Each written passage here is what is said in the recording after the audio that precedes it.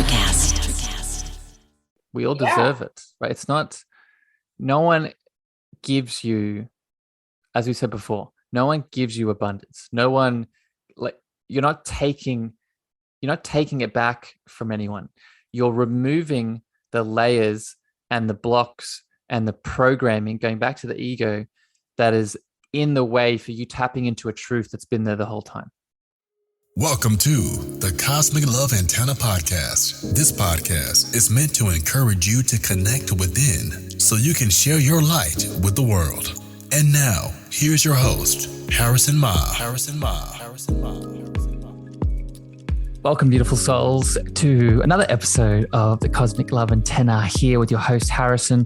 This is your weekly installment of your inner connection to your outer expression, where my intention, my love, my gift and vow to you is to help nurture the space needed to pull back the layers restricting health, alignment, and love. And today's episode is a special kind of new bonus episode that I'm also going to start doing on the podcast. So if you're tuning in, this bonus episode is a rebroadcast episode of an interview that I had done on me on another podcast. The podcast is from a guest that I've had on the show. You might be familiar with her, Miss Sheryne Wilson. And this is from her show, the Innermind Podcast. So go check out that podcast. Go check out Sheryne. We love her here on this program, on the Cosmic Love Antenna. And this episode is where she interviewed me. And I went deep into some self-love concepts. And I'm going to quickly just outline here what we talked about, so you can determine right now if this podcast is for you, right? Because I respect your time, I respect your love, and I want to give you as much as you deserve within the realms that resonate. So I'm just going to read here quickly what we go through in the episode. This is from Sheryne's description, and it goes as follows. What does self-love look like? How can you connect back into it? Touching on topics of love, ego, inner child healing, and forgiveness. Listen from a self-love expert how Harrison, that is me, came to a place of untangling from a system of tainted love and how he connected back into himself. Touching on the programs and systems that keep you disconnected from yourself, which is all a reflection of self-love.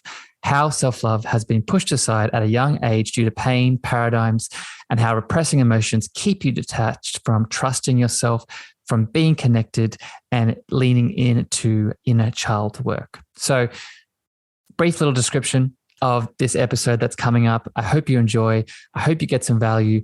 Please remember to leave reviews on this podcast and the Innermind podcast if you do get some value. Share this episode if it touches on some things that you know some of your friends and family can get some value of, and enjoy. Hello, everybody, and welcome to this episode of the Innermind Podcast. I do have a wonderful returning guest who has become a very good colleague of mine. You've seen his face around. Maybe you haven't heard him as much as you'd like, because he jams with me a lot on Clubhouse. So if you're on Clubhouse, you're familiar, but if you're not, this is kind of another episode for you to get to know him more. So with that being said, Harrison Marr. Did I say your last name right? Marr. It's funny how when time passes, how things have shifted. So our relationship, the relationship has gotten deeper to the point where you now can pronounce my last name. I love it. You've got it. You got it, Sheryne. Okay, here's a question. Can you spell my name, Harrison? Ooh. So I know there's a couple of L's in there apparently, and it also depends on the ethnicity that I'm speaking from, if I'm going to get it correct or not. The joke that Sheryne's getting at here is and it's funny because I just talked about us connecting deeper, and I think this is one of the ways we've connected deeper. We've bonded over the nuances of Clubhouse, the nuances of Clubhouse, and the nuances of people trying to pronounce your name. Yeah, and pronounce your name too. Yeah, the last name, because that's how we're bonded. Yes. For those of you who don't know, a lot of people, particularly Clubhouse, like to call me Sherilyn or Charlene, or they like to put an L in my name. And I think it's because they're reading it quickly, and the Y just automatically means L. I don't know.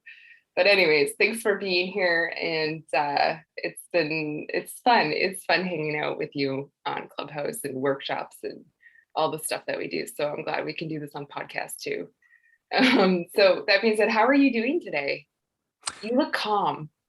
I am calm. It's been a busy morning, but I think this is I was reflecting on this yesterday actually, and I've been trying to define for myself what abundance means. Right, I've been looking at this word abundance in my life, and for a long time, I've only attributed.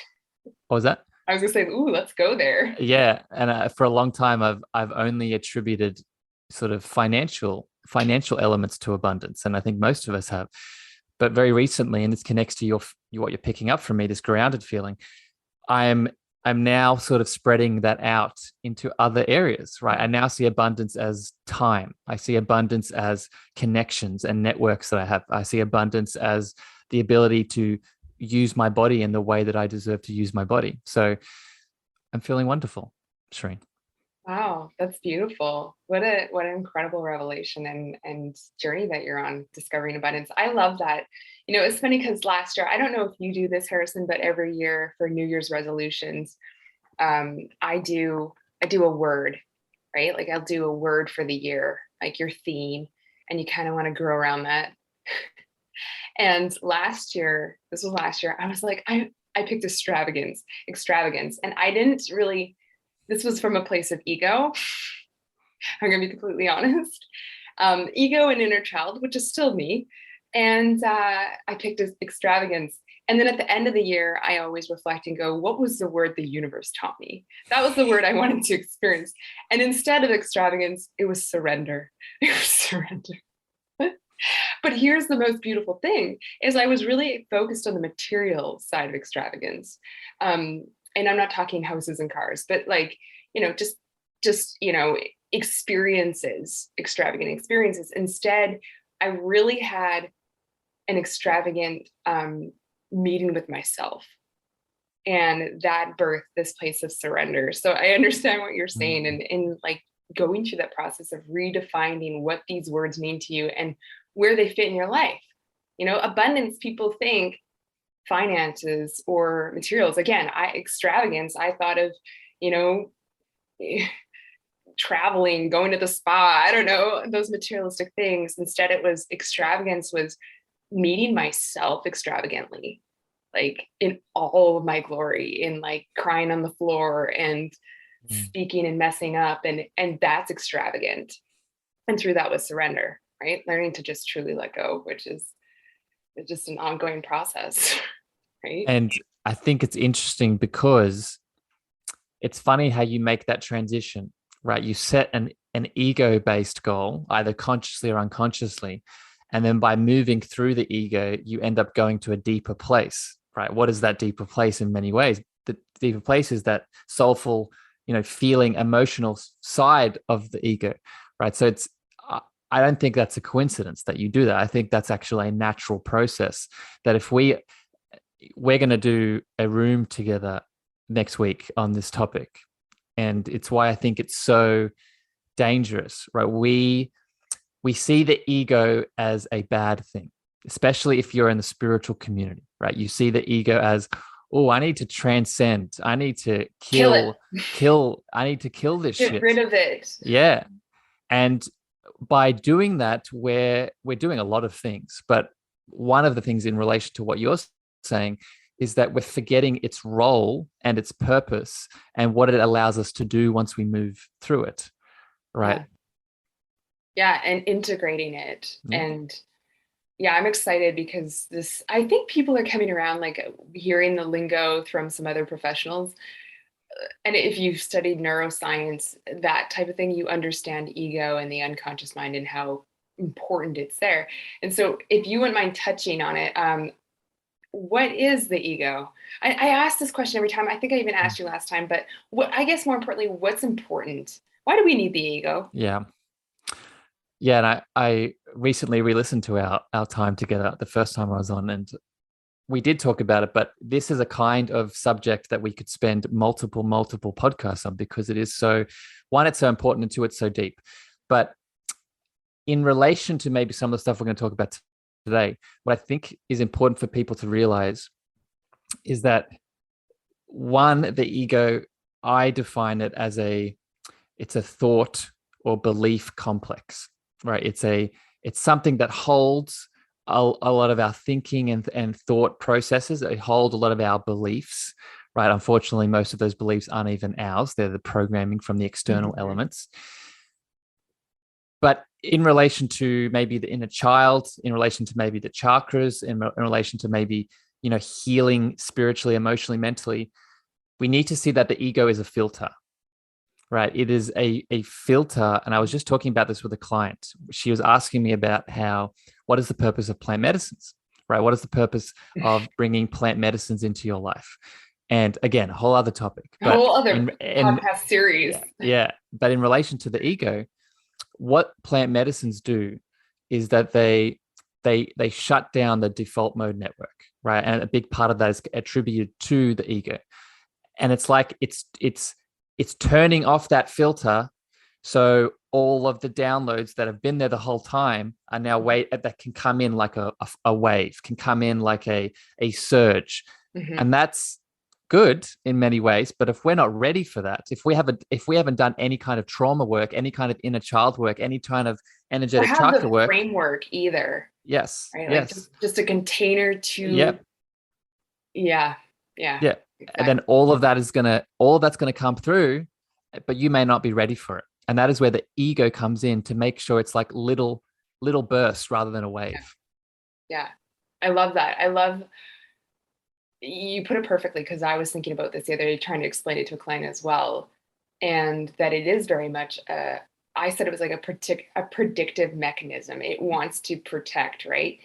And really it's a filter mechanism of, is this safe for me? What does this mean?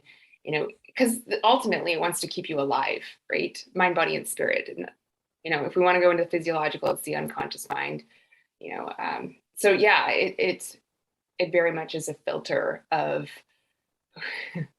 keeping us alive. And then it's our job to integrate and sift through it too on another level. And like what you're saying, so many people are like, yeah, I just did a ayahuasca trip.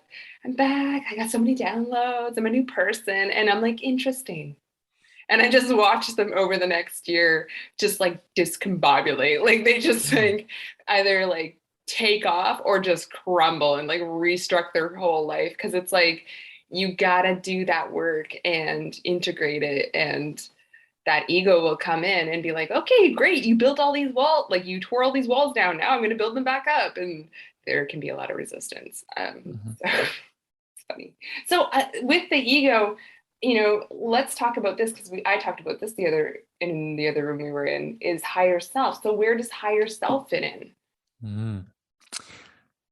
So it's funny you ask, because I think it was yesterday or the day before, I was trying to redefine this for myself. And like a lot of these concepts, and this, I know this is why you're asking it, because it can be very abstract and esoteric in many ways for people. And it's like, okay, I sort of understand what you're saying, but now how do I give me some structure, give me some masculine structure so I can make sense of this in my mind. So I think the easiest way for me to explain where the higher self comes into this ego conversation and healing and integration is that I often equate the higher self to the heart space, right? The higher self, I would connect to intuition. The higher self, I would connect to your soulful spiritual self coming through and adding to the conversation, right? So maybe I'll give an example here. Let's say we were just talking about abundance, right? And let's say I'm having a conversation around whether or not I should be spending money on a program, right? Spending money on a program that's going to add to my business. The ego perspective would be like, yeah, of course, spend the money, do the things. This is going to be good for your business. It's very short term. It gets it. It's logical. But now the higher self will come in, and I teach this to the chakra work. We can often feel the higher self or the spiritual being or that loving, I call it the sort of self-love center, we feel the intuition speak through our body mostly, right? It's sometimes in that head space, but it's mostly in the body space, like in the chest or maybe in the throat, or people, that gut feeling that people can relate to it with. And that's where it'll add an extra lens onto the question that's being asked, or the fork in the road that you're currently trying to decide to make. So that's how I bring it in. Yeah. And I love that, because a lot of when I do the work with people, doing timeline therapies and some other modalities, I actually have to get them to ask their higher self. And I've noticed that if I don't give them the correct framework, often it is ego or inner child running the show. Because a lot of people don't know how to differentiate between those voices and that feeling in their body. And so then I will connect to their body and be like, where do you feel that in your body? And if is this a negative feeling, a clenching feeling, contracting? And they're like, oh, yeah, it's contracting in my stomach. I'm like, that's inner child, not higher self. Or that's sorry to interrupt you, Sheryne, but I really want people to hear that feeling. What does it feel like? So not just I feel something in my throat or I feel something in my chest. What is it an expansive feeling, or is it a contracting feeling? And I just want to share this here, Sheryne, because this is a realization that I've had recently. A lot of people come to me and they say, oh, but Harrison, I've done so much work, but I feel like I've taken 5 steps backwards. Or even in my coaching, sometimes people will say, we've done so much, but today I just had a breakdown and I feel like I've lost it all. I feel like I've gone back to where I was last year. And fundamentally, that is incorrect, right? If you look at what we are from a very deep level, we're energy, right? And energy, I mean, please tell me if I'm wrong here, but I'm yet to experience energy suddenly going backwards, right? Energy is either moving in a sort of forward progression, or it's transforming into something else. However, some people still feel, even though they're technically always moving forward or transforming into something, they still feel contracted in some way. So what it is we're always moving forward, but how are we moving forward? Are we moving forward in a compressed way, or are we moving forward in an expansive and open way? And we can feel that in the body. That's what the symptoms give us. Yeah. And I think that's where we really resonate, is because, I do definitely more mind work and hypnotherapy stuff, and you do more body consciousness and energy and chakra.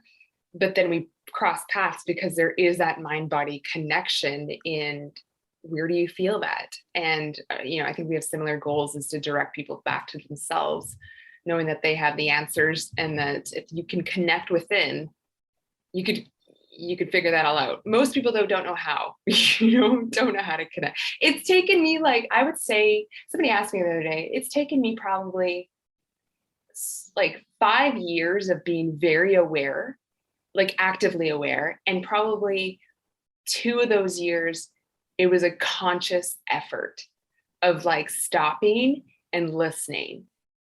And now, like, I'm a Leo, so I'm a fixed sign. So I'm stubborn. I can be stubborn. So yeah, it took me, now I can stop. Like this morning, I was telling you earlier, I can stop and be like, ooh, I'm feeling this.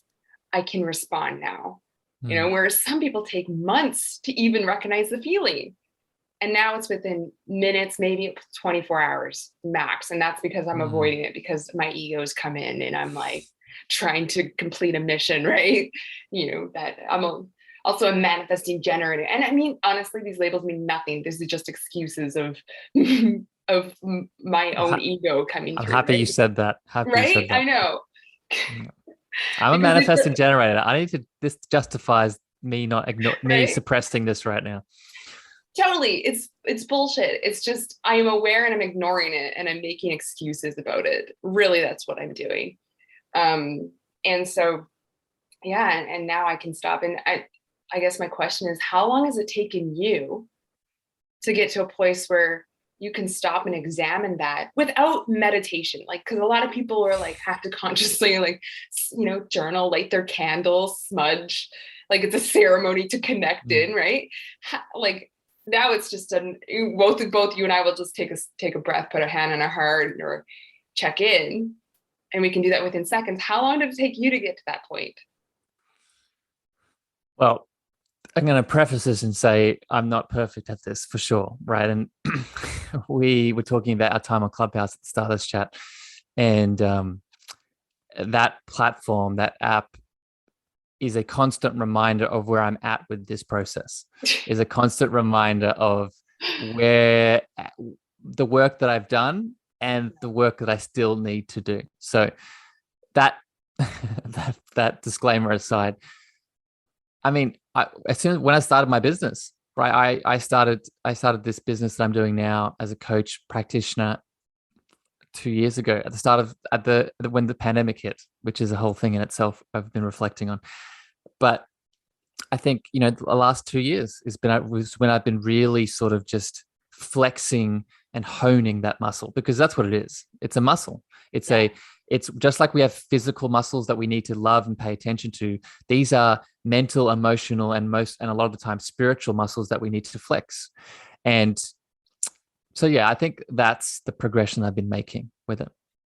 I love that you point that out, because a lot of people think it's just instant. And it's like, I feel I've had many conversations, or I have people of all walks of life come to me, and they all have the same fantastical, romanticizing image of the world. I'm supposed to lose weight in a month. I'm supposed to cure myself from X, Y, and Z in the next 2 months. I'm supposed to find the love of my life. It's been 3 months. And people have these really unrealistic, and it's just supposed to happen because I meditated once and I listened to Clubhouse, And it's like, life is, first of all, I just want everybody to know, everybody's got stuff they're working through. Even if it looks like they got it together, I've had top CEOs come to me, multi-millionaires, people that I can't even disclose. And then I've had, the stay-at-home, hardworking entrepreneur, or the stay-at-home mom, or the single mom, the single parent. I've had all of it, and all of it's the same. Everybody has these wild, crazy expectations that it's just going to snap their fingers. And what I say to them is, honestly, all of it requires some level of effort. I don't like saying work because there's a negative connotation there, but some level of training there. And it's not even effort, it's training. It's consistent awareness and making a different behavior, taking a different action. Do you know what I'm saying? And it took me, it's taken me months of sometimes not even two, I would say sometimes 10 times a day, stopping, checking in. What am I feeling? Where do I feel that? Why do I feel that? And even journaling, and that's why we're a big proponent of these tools, is those are great tools to bring awareness, to train you, just like the gym, just like your juicing machine, just like your treadmill. And what I would add to this is look at it from a spiritual perspective. So look at this training that you're doing and this lesson that you're learning. We're collaborating together on a radical forgiveness workshop coming up soon. And in that workshop, one of the parts, I'm excited for all of it, but one of the parts in particular I'm really excited to dive into is the idea of soul contracts and the soul path and the journey that we're meant to walk and the lessons we're meant to engage in along the way. And when you look at a substantial lesson, do you want that lesson to be one and done, quick and over with? Or do you want that lesson to have a bit of substance? Do you want to take your time with it? Do you want to, have the space to be able to, reflect and maybe attach it to some other things going on in your life? I think the lessons we're meant to learn in this experience along our soul path in relation to these triggers, these wounds, these elements that come up in us, they're not meant to be quick. If they were quick, there wouldn't be substantial growth and transformation in it. So I think it's by design that these kind of transformations, these kinds of lessons and gifts that as a practitioner, as someone who's looking for a practitioner are wanting to lean into, it's by design that they take some time, because if they didn't take time, I don't think it would be as valuable. Totally. And you can't speed up that process. I used to hate that phrase, the destination versus the journey, or it's not about the destination, it's the journey. And then I finally last year surrendered to that. And it was like, yeah, this really is a process. And I need to make peace with this process and trust it. And when you, and train and work with it and train and put effort in with the right tools and guidance so that I don't have to go back and repeat it. Mm-hmm. That's the other thing is I have a lot of clients come to me. They're like, yeah, I did that. Yeah, I did that. It's like, I read the book. I did the journal prompts. I got it. I'm good. And that's kind of like what our forgiveness workshop is a little bit about is I think a lot of people, I did the affirmation. I said the prayer, what is it, the Ho'oponopono? I did that for 30 days. I'm fine, and it's like, let's take you on a little bit of a journey. Like, let's journey through some of that fine thing, emotions that you're talking about. It's been interesting learning how time works for you, really. So anyways, let's keep moving on. What was I going to say? Oh yeah. Higher self. We were talking about higher self and where you feel that in your body. And also, I think higher self is the best version of you, right? And all of you gathered, past, present, future. I think it's tied into, if we get woo-woo, the source and quantum field, and it knows all and is working for you. I think higher self is there really to bring balance too. What I'm noticing, I don't know if you noticed this, Harrison, is I'm not a fan of duality. However, I do notice that there is was it you that talked about the Japanese, the yin and yang? No, what's it called? Like the balance between the yin and the yang, the two forces that we need to. Yeah. And how there's light and everything and dark and everything. Yeah. And that goes into the shadow conversation. Yes. And how, you have the inner child and the parent, you have the ego and higher self, you have shadow and true self. And it's like, you start to see these balances with everything. It's literally in everything. Like those two forces, the yin and the yang, maybe some people can relate to it as the masculine and the feminine, the divine masculine, divine feminine, the doing, the giving and the receiving. It's these two forces are in everything that we see. It's how the universe is created. The sun and the moon, day and night, sun, rain, like it's all. And here's what I'm learning. It's the key. Here's $1 million, response to all that.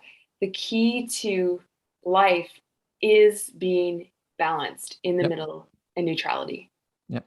And now I understand why I had to take a 6-month course learning about neutrality when I was getting certified in a lot of my coaching and bioenergetics, because we had to learn how, like, that being neutral is so powerful, so powerful. And now I understand why. And let me expand on that a little bit, because this is, I think this concept, so let's stick with because we could go into many different kinds of analogies here, but let's say we're using the yin and the yang symbol, right? And you're talking about neutral and balance as walking the line in between the two symbols, if you can imagine what the symbol looks like. What I would challenge people to sit with is that I would actually say it's not about being balanced and being in that neutral space, isn't about being on that line the whole time. It's about, and I'm going to add in another analogy, and I hope this doesn't make it too confusing, but it's about a seesaw, right? So if you think of it, a seesaw, if you're looking at two kids on a seesaw, a balanced seesaw is one that is going up and down, right? It's not a seesaw that's stuck in the middle. It's not a seesaw that's up at one side or stuck at down the other side. It's one that's bouncing back and forth from each side and coming back to that state, right? So we're taking action and coming back to balance. We're receiving and coming back to balance. We're expanding and coming back to balance. We're retracting and coming back to balance. And going back to what we were saying before, it's about building the muscle so we're not staying on one end forever. So we're not staying in the overdoing all the time and burning out. Yeah. We're not staying in the only receiving and not taking any inspired action and wondering why the abundance isn't coming into my life. Ooh, that last line there. It's about taking action. Yeah. Well, sorry. Going back to what we talked about at the start of the conversation, that's where I see, and I speak from my own journey. I'm not holier than thou. I've seen this in my own wondering why is it not happening. That law of attraction conversation, people miss the second step, the other side of the seesaw. They think, I'm going to write down all the things I want to manifest. I'm going to do the visualizations, and now my reality that I deserve to connect into is going to magically appear into my physical world. Not if you don't take inspired action on the things that are coming to you. Yeah. Right. So I'll land there, but it's just, that's a good example. And I hope that seesaw helped people understand it. We could go on a big tangent about that. I know people are all into the manifesting game and like, how do I manifest? And it's like, make a list of the things you want, step into that vibrational frequency and go do it. Yeah. Go show up, like just start. And I know I hated it when, I've had mentors say this. They're like, just start showing up, just start moving forward, just start.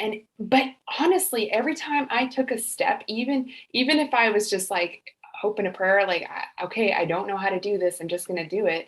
The universe would meet me. Yeah. And then I learned how much to work with it. Yeah. Yep. So like as soon as I make money, I spend it. Not all of it, but I make a point. You spend it in the way that's aligned with you. Exactly. Right. That's the inspired action piece. Yes. Right. Our mutual friend, Dr. Taggy Burnside, she's a naturopathic doctor that I do a lot of work with.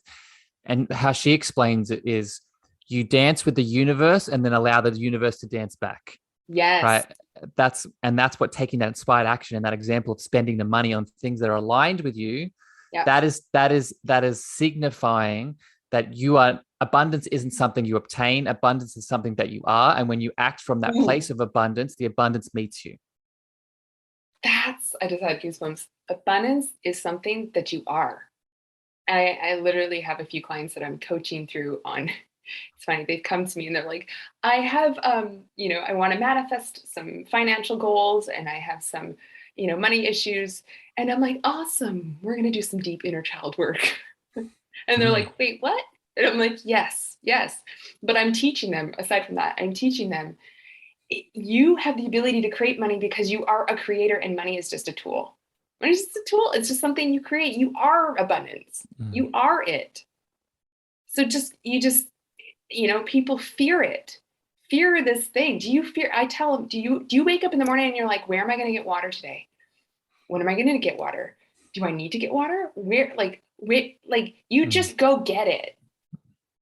And if you're out of water, your tap doesn't work, you go get it somewhere else. You just find it.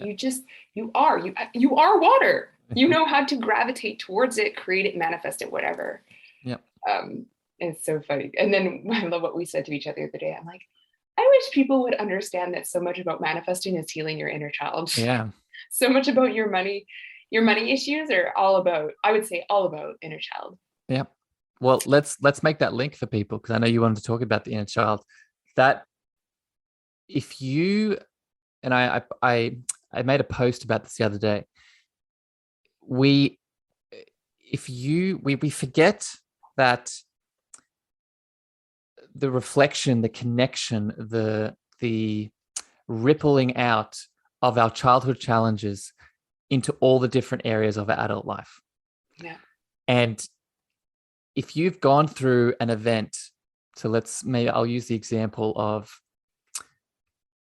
let's say I was a child and my dad or my mom, and they definitely didn't do this, but I'll just give this example, right? They they said to me that I should be seen, not heard. I don't need to use my voice to ask for the things that I deserve. Now, fast forward, let's say that belief, that indoctrination, that brainwashing in many ways, I wasn't able to move through that, and that's still in me. It's still in that ego structure. It's still in that thought complex. Now, when I'm working as a practitioner and I'm asking that client to pay me what I deserve and what I'm worth, that belief is going to be triggered saying, oh, wait, I don't deserve to ask for that. I should be seen, not heard, and not be asking and speaking my true, authentic voice about what is my relationship with abundance and how I connect into it. So that's just one little example, but it shows the link. So if you're listening to this and this abundance conversation and this balance is something that is a challenge for you, then I would highly recommend looking into inner child work, right? And it's a beautiful place to begin. Yeah.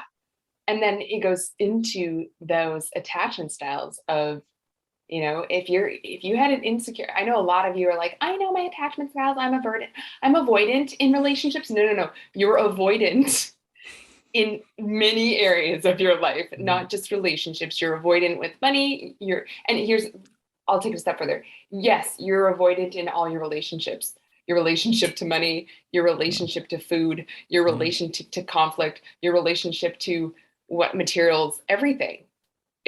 How you do one thing, and I hated that saying for so long too. So many things in the universe, I'm like, I don't like that. And the universe is like, I'm just going to teach you the opposite. But it's so true. It's like, if you're insecure or have, what's the other one? Sorry. The chaotic one. Ambivalent or the insecure. They had different names. There's different names: insecure, ambivalent, detached, and then there's the secure one. Yeah. And if you swing, you're like, oh, I'm good with money this month, and the next month you're freaking out. Again, that's an example of attachment style, which I encourage you to do inner child work. Yeah. To work with a practitioner. So I love that we brought that up, because I've been wanting to move into money talks and abundance talks because I want people to get that connection. Because we deserve it. We all deserve it, right? It's not, no one gives you, as we said before, no one gives you abundance. No one, you're not taking it back from anyone. You're removing the layers and the blocks and the programming, going back to the ego, that is in the way for you tapping into a truth that's been there the whole time. Yeah. Which I just immediately thought of, which we'll probably go here for a little bit, ancestral healing. I had a client come to me and she's like, well, my parents were poor, and not poor, but struggled with making money. And my grandparents struggled with making money. My great-great-grandparents struggled with making money. And it seems there's a bit of a generational blah, blah, blah curse here. And it's like, again, you can change that. What was it? What does Liz say? If Liz Childs, did I pronounce her last name? Yeah. I think it's Childs. She spends time with us. If trauma is hereditary, so is healing. Yeah, is trauma and genetics are hereditary, so is healing. Yeah, it's true. Yeah, I love that. And so it's, again, the ancestral healing. For those in the audience who don't know, what is your take on ancestral healing? Because some people think it's really woo-woo and they get scared of it. And ancestral, that can be genealogical. We're talking genetics too. Yeah. Okay. It's not just, oh, my ancestors, the genetics is the physical representation of the ancestral. So, I don't think we're at a point anymore where the ancestral is woo-woo, because epigenetics and, we're listing all the people that we work with today. Another practitioner that we spend time with, Dr. Emmy, she is she's a doctor. And she's into nutrigenomics. Yeah. And I feel nutrigenomics is a physical representation of the ancestral links that are passed on, right? The whole field of epigenetics is the genetics that are passed on to us that are switched on and off by our lifestyle choices. And our lifestyle choices are whether or not included in that are whether or not we decide to lean into healing the ancestral bonds and thoughts and ego patterns that have been passed on, the behaviors that have been passed on. That's the switch that turns on and off the epigenetic expression of the genetic things that are passed. Right. Mm-hmm. So it's another lens of the same thing we're talking about. But where I come at it from, where I do most of my work in this area, is through the emotional and the energy part of it through the chakra system. Mm-hmm. Right. So, for example, in my life, my mother, who's a beautiful person, and she's an artist, and she has for a time had challenges with using her voice, right? With standing up for her truths and what she believes is authentically hers in relationship to her art, in relationship to many things. And I've spent a lot of time working on that in me. Right. I've spent a lot of time feeling that belief around the throat, around the expression, around using authentic words and authentic love through my throat chakra. I've noticed that same pattern in me. And I've noticed, and this is the cool part, I've noticed by the work that I've done on it, I've used chakra, throat work, meditations, visualizations, inner child, through that and healing it inside of me. Mm-hmm. It heals forwards and backwards in the ancestral line, right? So it heals in her. I've seen her, and my sister talks about this too. You were in a room with us talking about this yesterday. We've both worked on this individually in ourselves. And by doing that, it's supported her doing it. It's actually started to heal and help her do it without her even being consciously aware of it. Mm-hmm. I love it. It's so powerful. And I can attest to that too. The work that I've done for myself in working with the lower chakras, my mom is much more calmer than I've ever seen her. And someone would be like, oh, well, she's older. No. Like, I think there is something to be said about the energetics of the ancestral healing and how that does. Yeah, it moves it forwards and up and down the line. Which is why connecting this back into the inner child work, if you're doing inner child work and you're targeting something.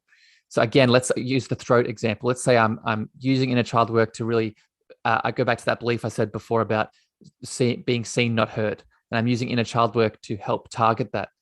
If I can now do that inner child work with my mum at the same time, so let's say I invite my mum over and we do an inner child letter together, or we do a meditation together around the inner child.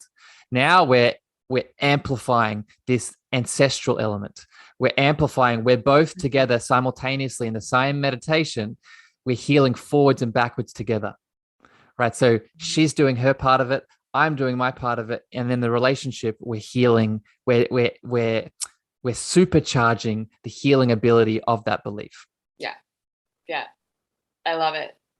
And we've had many people ask, well, does she have to do the work too? And no, we're going to reiterate again. No, if you do the work, it will have some impact on those above and those below. You'll see, and children too. Your children too will be impacted. I have clients that are seeing their children change, and But now bringing in another thing we talked about, and this is why I love this work, because it's truly a holistic conversation, right? Bringing in soul contracts. So yes, so soul contracts and the soul path that we individually walk. Yes, when we do our work, we do impact our family, and it does impact them without them needing to do the work. But I would still say they still need to do some work because they have their own individual. They have their own individual soul contracts with themselves along their individual soul path. Even though we're connected via a soul family and there are lessons we learn together, there will always be a responsibility to our own path that we need to take care of. Yeah. And I love that. And for those of you listening that don't understand soul contracts, it's the fundamental belief that you come here to Earth as a soul being in a human body, and you have suitcases. You have suitcases of lessons you need to learn And it's your job to unpack those suitcases, and you get to choose who's going to help you unpack those suitcases. So you get to choose those experiences, those people, those events, time, all those things. And you slowly you get to decide how fast you get to do it too, and you may not get it all cleared in one go, in one lifetime. It's your choice. And that's what we really want people to understand is it's a choice you make before you come, and it's a choice while you're here, and you can choose not to open those suitcases. Probably not going to be a very fun ride, but that's okay. You can come back maybe another time. I don't know. It's so important for people to hear, right? Because again, going back to the ancestral stuff, when you start diving deeply into it, you can feel overwhelmed, right? You can feel like, oh my God, I've only gone back as far as my great grandmother, and there's just so much shit here that I need to move through. Yeah. You don't need to do anything. This is where free will and free choice comes in. You deserve to move through those things. You deserve to heal. You deserve to be the breaker of chains, but you also don't, right? You could spend the next 80 years ignoring all of that shit and wait till the next time around. Like you said, it's probably not going to be a fun ride, but we need to remember that there's the main power in the universe is us, right? We are not victim. We do not need to give our power away to anything. We are in control. We are not in control of the external elements, but we are in control of our powerful choice, the yes or the no of whether we engage or not. Yeah.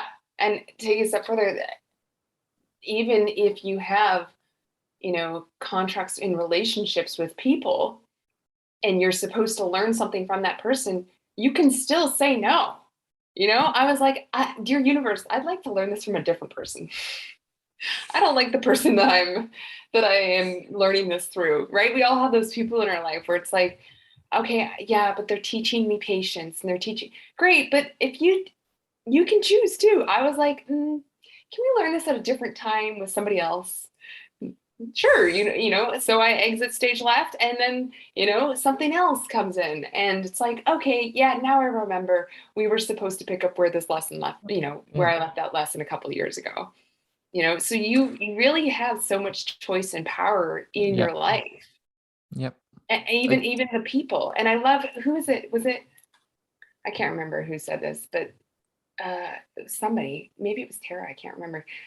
Everybody in your life is on that stage. You put them there, right? You're the producer, and you're allowing them to be on the stage. If you don't like them, you can exit stage left, or you can ask them to leave. Put somebody else on your stage. So I love it. It's such a deep conversation. And I guess the last little piece I can add to it is, and this might open a can of worms, but we are God. Oh, right. We are. we and I say that my audience. I say that from a speaking of people leaving the stage. I say that from a power perspective. Yeah. Right. We live in a universe where not only is everything happening for a reason, everything is happening for us. Right. Yeah. And that's because we are the universe. Yeah. Right. It is, again, I won't go too much off into this, but it's the illusion of separation, the illusion of time, right? They are truly that. Right. And the more that you lean into this power, the more that you lean into this choice, you get back to this truth. Yeah. I think you just offended a lot of people, probably.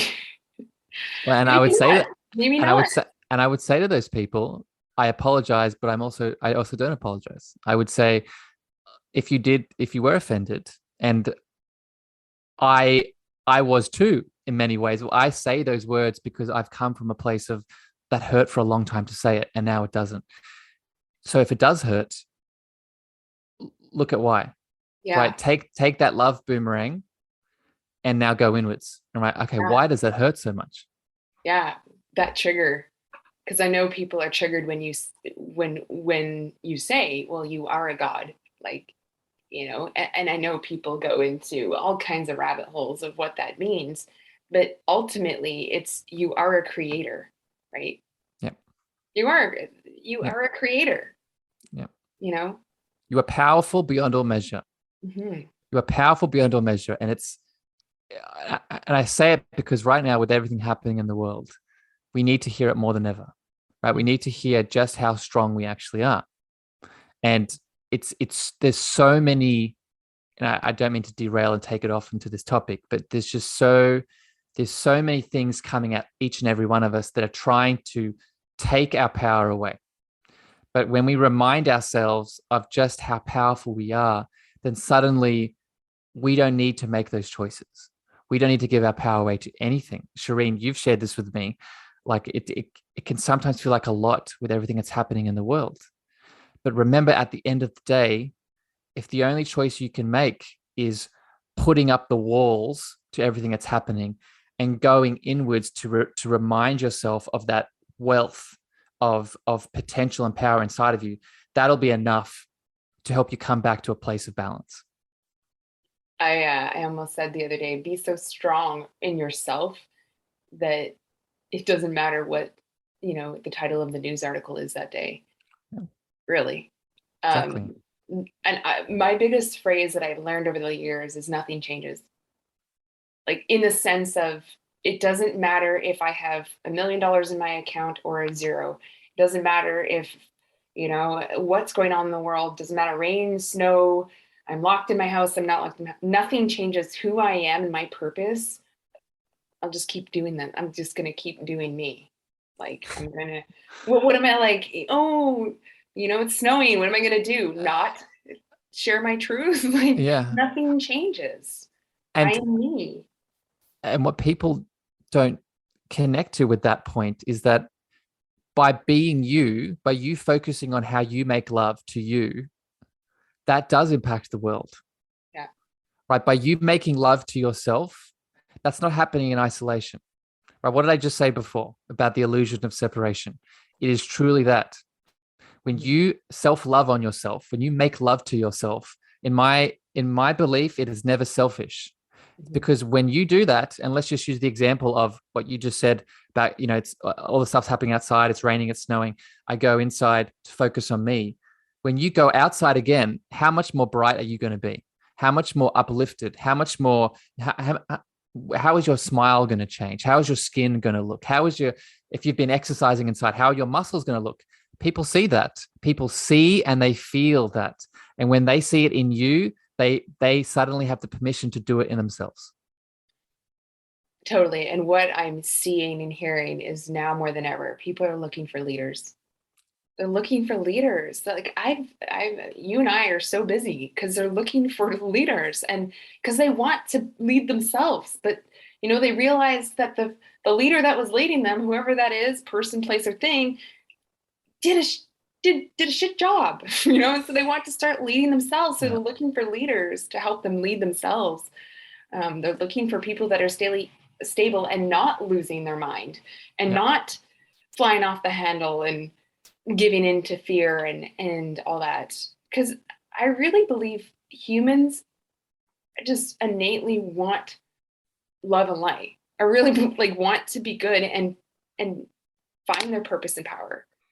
I really believe that. Mm-hmm. Really, really. Anybody that comes to me and is like, oh yeah, I don't have a purpose. I'm like, is it crack that you smoke? What do you mean you don't have a purpose? You're just moseying through. Why would you choose Earth then? You're showing up on this kind of scene without a mission? That's not fun. Well, it's not that they're without a mission, it's the disconnection. Exactly. We live in a society, in a world at the moment that promotes disconnection, right? That power that I just talked about before, it's the opposite in reality at the moment. It's that we are taught that power is outside of us, right? We are taught in many different ways, right?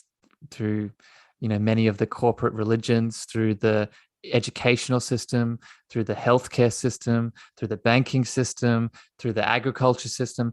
We're told that all of that which we need to be strong, to be loving, to be powerful, to be connected is external. Mm-hmm. So someone saying, I don't have a purpose, it's because their purpose for their whole life mostly has been connected to outside elements, and outside elements are always going to be out of our control. Then we're never going to be able to. And that's scary. Yeah. That's a scary place to be. Now I understand people that are fearful are really coming place from, I am disconnected and out of control, right? Yeah. I'm not in control of myself. Yeah. That's a scary place to be. And you can heal that. Yep. You can heal that. Let me introduce you to your inner child. Yeah. Is there anything, Harrison, you wanted to share? Other things going on, I do work one-on-one with clients too. Mm-hmm. And all of the stuff that we've talked about today are the things that I weave in. My main sort of transformation that I help people connect into is linking into their cosmic antenna of love, right? And that is that deep sense, and we've been talking about it today, that deep sense of love that's inside of you, not the fleeting emotion and experience of love. I'm talking about the embodiment of love that we all are. Connecting into that, so then we can then be the antenna that attracts that love outside of us, right? Love in the form of healing, love in the form of abundance, love in the form of, transforming and releasing traumas and all those sort of elements. So if you're interested in that, reach out to me, and I do that sort of coaching one-on-one. Which is really safety and security too. That's step number one. Like that, and big part of, we were talking about this, a big part of how I help people start to get there is providing that safe, supportive, secure space so you feel like you can start doing the work. Because most of us, we're in this fight or flight response. We're in this fight or flight. I can't even feel safe enough to get good sleep, let alone deal through my ancestral and inner child trauma. That is what I provide. Yeah. Yeah, love it. Well, thanks so much for being here. Of course, check us out on Clubhouse. You can go check out Harrison Marr. I'll put his handle in there as well as me. Are you at Harrison Marr? Is that? Yep. Yeah, yep. And I'm at She Will Be Alive. And Marr is spelled MEAGHER. Right? So much sense. And welcome to my life. Yeah, it's okay. I have an L in my name and I didn't know it. And you can check me out, of course, innermindperformance.com. And of course, I offer those consults for you, those free consults. And if you're interested in working with me, you know where to find me there. Otherwise, thank you, everybody, for joining us, and have a fabulous day. And stay tuned, because we're probably going to do a few more here. So keep your eye on it, and have a great day. Okay, bye. Thank you for listening to the Cosmic Love Antenna Podcast. We hope you enjoyed. Be sure to follow Harrison on Instagram, Twitter, and Clubhouse at Harrison Ma. That's Harrison, MEAGHER.